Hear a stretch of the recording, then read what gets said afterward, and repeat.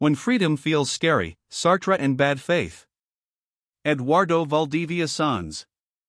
For Sartre, bad faith is not an innocent mistake or a passing confusion, it is a way of conducting oneself in relation to oneself when freedom feels uncomfortable.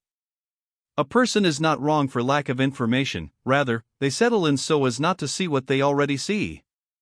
Bad faith appears when someone organizes themselves inwardly to avoid a conclusion that would demand an act, choosing, owning up, breaking off, asking forgiveness, renouncing, committing. That is why the central gesture of bad faith does not consist in ignoring reality, but in domesticating it until it becomes bearable, even if that domestication has a price, losing clarity about who one is and what one does. The key is that, for Sartre, a human being never coincides completely with a label or a role. One carries facts, a past, a body, a family, a job, a temperament, a history that has already happened. But one also opens possibilities, one decides, projects, changes direction, denies what one was, invents a future. Bad faith arises when someone separates these two dimensions that coexist and uses one against the other as it suits them. If responsibility tightens its grip, they take refuge in what is given. I'm like this is what I got, I can't do anything else.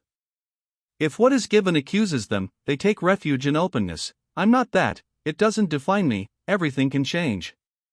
The trap is not in recognizing limits or in dreaming of change, the trap lies in using limits as an excuse or using change as an alibi. That is why bad faith differs from an ordinary lie.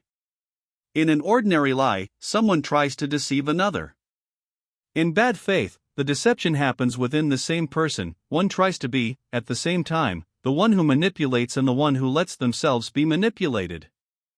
That double game requires a rare skill, knowing enough to avert one's gaze precisely where it matters most. It is not a secret buried in a mental basement, it is an attention that moves quickly, that recognizes and then, immediately, pushes aside. Bad faith does not extinguish consciousness, it trains it to look without looking.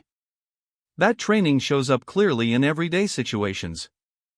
Think of someone who ties themselves to their role as if that role exhausted their life. They perform their job with rigidity, exaggerate gestures, turn into a function, allow themselves to be described as a useful object. There, bad faith does not consist in working, it consists in reducing oneself to a definition in order not to feel the discomfort of being able to be more, or of being able to fail in a different way, or of being able to change. At the opposite extreme, think of someone who refuses every description so as not to answer for anything. They declare themselves pure movement, pure not yet, pure don't box me in, while repeating behaviors that already draw a pattern. In both cases, the problem is the same, avoiding the weight of a present decision through an ontological trick, either becoming a thing or becoming smoke. Sartre also shows that bad faith can disguise itself as virtue, especially when it appears as sincerity understood in a brutal way. There is a sincerity that does not seek truth, but a verdict. Tell me who you are once and for all, confess what you are, accept your label, period. That demand sounds moral, but it can be a way of turning a person into a thing, of closing off change, of forbidding a project. And on the other side, resistance to the label can also degrade into flight, denying any stable form so as not to assume the harm done, the habit acquired, or the responsibility already in place. Bad faith feeds on those extremes, total confinement or total evaporation. Good faith, by contrast, needs neither of those tricks. From a humanist point of view, and for me that means honesty without theatrics, the way out that Sartre suggests involves an act of good faith, holding together the two truths that bad faith separates.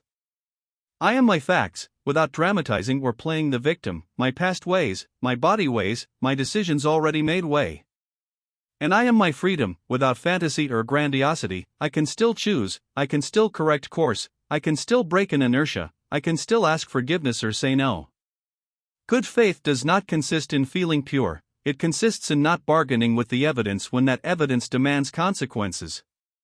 Truth comes first when I stop using my limits as a hiding place and stop using my possibilities as an escape.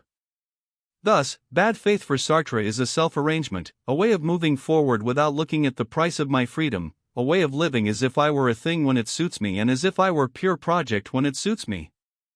And good faith, in the reading I propose, is the opposite movement, an active fidelity to what I know about myself, without excuses and without cruelty, so that knowledge does not remain mere talk but becomes action.